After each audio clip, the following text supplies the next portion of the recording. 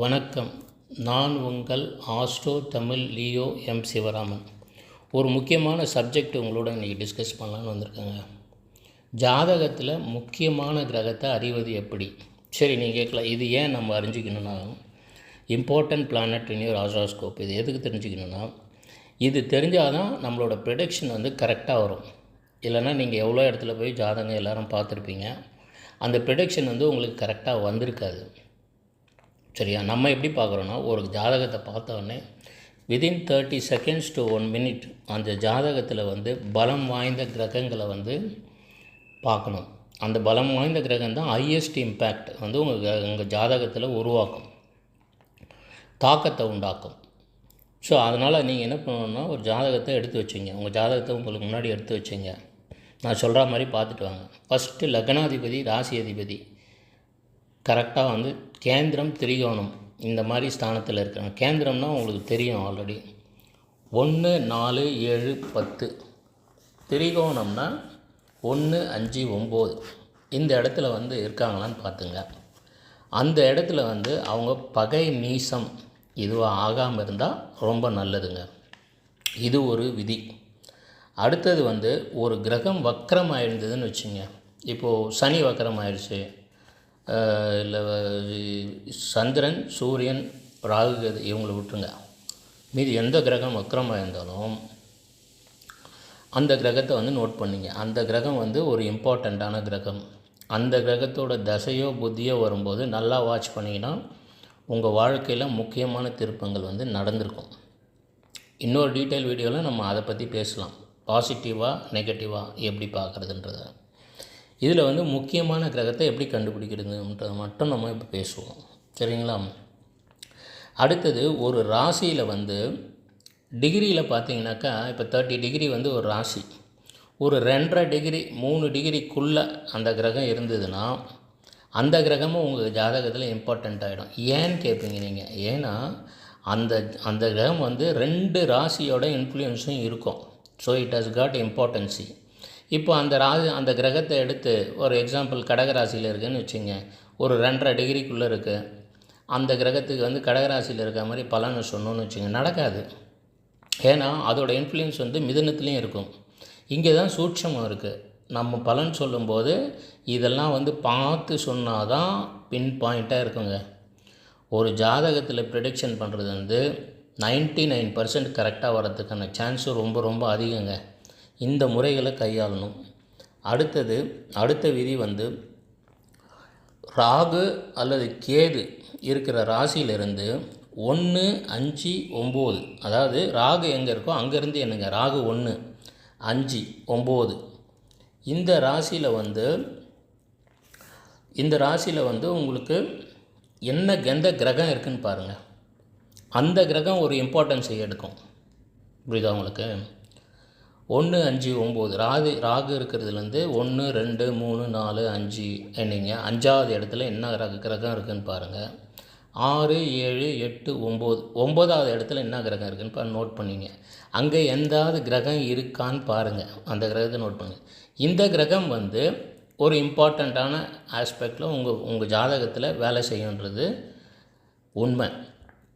அந்த திசா புத்தி வருந்ததுன்னா கண்டிப்பாக அந்த கிரகம் உங்களுக்கு வேலை செய்யும்.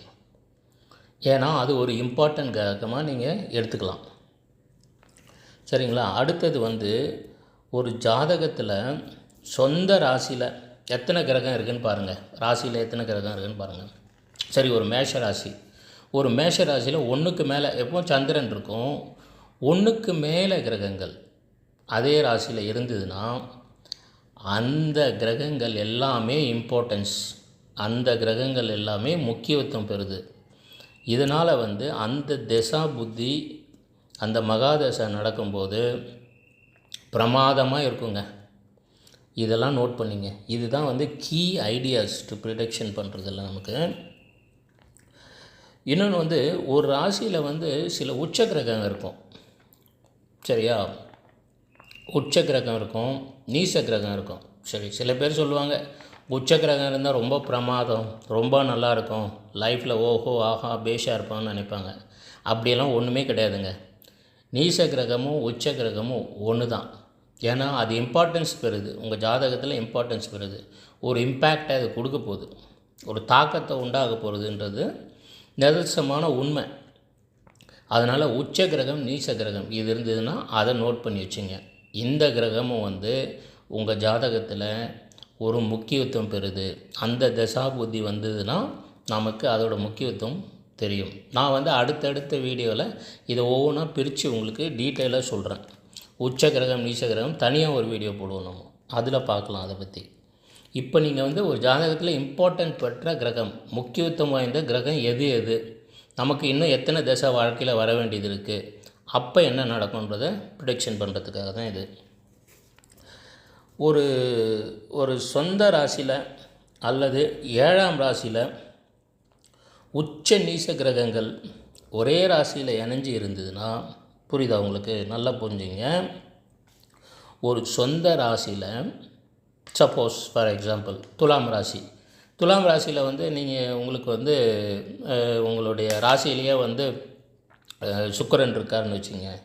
இந்த மாதிரி அமர்ந்திருந்தாக்கா அந்த கிரகத்துக்கு 7ஆம் இடத்துல என்ன கிரகம் இருக்குதுன்னு பாருங்கள். அந்த கிரகமும் இம்பார்ட்டண்ட்டு. ஏன்னா இந்த கிரகங்கள்லாம் 7ஆம் பார்வையை பார்க்கும் சமசப்தமாக, மோஸ்ட் ஆஃப் த கிரகஸ். ஸோ அப்போ 7ஆம் கிரகத்தை தனியாக வச்சு பலன் சொல்லக்கூடாது. இந்த கிரகத்தோட பார்வை பார்த்து தான் சொல்லணும். ஏன்னா ஒரு பேசிக் ஆஸ்ட்ராலஜிலேயே பார்த்தீங்கன்னா ஒரு பலன் எடுக்கும்போது தனித்தனியாக கிரகங்களை வச்சு எடுக்கிறாங்க. இப்போது அதெல்லாம் தப்பு. ஒரு கிரகத்தோட தன்மையும் அதோட சேர்ந்து இருக்கிற கிரகத்தோட தன்மையும் அதோட பார்வை கொடுக்குற கிரகத்தோட தன்மையும் வச்சு பலன் எடுத்தால் தான் 100% அது கரெக்டாக வரும். இல்லைனா அது வராது. நம்ம இந்த மெத்தடில் தான் பார்த்துட்ருக்கோம். நம்ம இன்றைக்கி நேற்று பார்க்கல, ஒரு 30 இயர்ஸ்க்கு மேலே வந்து அதுக்கு முன்னாடி எங்கள் தாத்தா அவரு பார்த்துருக்காரு. இது மாதிரி வந்து ஒரு பாரம்பரியமாக வந்துட்ருக்கோம் நாங்கள். ஸோ இந்த மெத்தடை நீங்கள் ஃபாலோ பண்ணுங்கள், சரிங்களா? உச்ச நீச ராசியில் உள்ள கிரகங்கள் எப்போவுமே சொல்லிட்டேன் உங்களுக்கு, அது ஒரு ஃபென்டாஸ்டிக்கான வந்து ஒரு சிம்டமேட்டிக்காக வந்து என்ன நடக்க போகுதுன்றதை நமக்கு சொல்லிட்டோம்.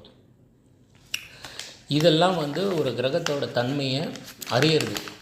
உங்கள் ஜாதகத்தில் எந்தெந்த கிரகம் இம்பார்ட்டண்ட் இருக்குதுன்னு இப்போ சொன்ன விதிகளை வச்சு நீங்கள் பார்த்தீங்கன்னா நீங்கள் நினைப்பீங்க இது வந்து 3 கிரகம் தான் வருது, எனக்கு 4 கிரகம் தான் வருதுன்னா அந்த 4 கிரகம் தான் உங்கள் ஜாதகத்தில் இம்பார்ட்டண்ட்டு. சரி, சில பேருக்கு 5 கிரகம் வரலாம், சில பேருக்கு 1 கிரகம் வரலாம். அந்த கிரகத்தோட தசாபுத்தி வந்தால் அந்த ஒரு தசை கரெக்டாக இருந்தாலே நீங்கள் வந்து வாழ்க்கையில் எல்லா சக்ஸஸையும் அடைஞ்சிருவீங்க. இல்லைப்பா இந்த மாதிரி இல்லை, இந்த மாதிரி வந்து எனக்கு முக்கியத்துவம் வாய்ந்த கிரகங்களே இல்லை, எனக்கு பார்க்க தெரியல அப்படின்னா நீங்கள் கமெண்ட்ஸில் போடுங்க. உங்களுக்கு ஹெல்ப் வேணும்னா கமெண்ட்ஸில் போடுங்க. நான் அதோட டீட்டெயில்ஸ் உங்களுக்கு முடிஞ்ச வரலும் ஆஸ்ட்ராலஜியில் பார்த்து உங்களுக்கு திரும்ப வீடியோ உங்களுக்கு போடுறேன், சரிங்களா? டவுட்ஸ் இருந்தால் கமெண்ட்ஸில் தாராளமாக போடுங்க. நான் உங்களுக்கு அதுக்கான வீடியோஸ் உங்களுக்கு திரும்ப திரும்ப போடுவேன். இதாங்க முக்கியம் இம்பார்ட்டண்ட் பிளானட்ஸ் இந்த ஹாரோஸ்கோப். ஜாதகத்தில் முக்கியம் பெறும் கிரகங்களை அறிவது எப்படி, இதை அறிஞ்சிட்டிங்கனாலே உங்கள் ஜாதகத்துக்கு 50%க்கு மேலே ஒரு தெளிவான ஒரு இதை சொல்லிடலாங்க. அடுத்து உங்கள் தசாபுத்தி என்ன தசை நடக்குது, இன்னும் எத்தனை தசை பார்க்க போகிறீங்க, இதை ரெண்டுத்தையும் வச்சு ப்ரெடிக்ஷன் பண்ணி சொல்லிட்டா கணிப்பு வந்து 100க்கு 100% கரெக்டாக இருக்குங்க. இதுதாங்க நம்மளோட எக்ஸ்பீரியன்ஸ், சரிங்களா? இன்னும் நிறைய வீடியோ வரும். நம்ம சேனலை சப்ஸ்கிரைப் பண்ணிங்க. மேலே மேலே நாங்கள் வீடியோ போடுறோம், அதை பார்த்து பயனடைங்க, மோட்டிவேட் பண்ணுங்கள், சரிங்களா? உங்களுடைய ஆதரவுக்கும் அன்புக்கும் ரொம்ப நன்றிங்க.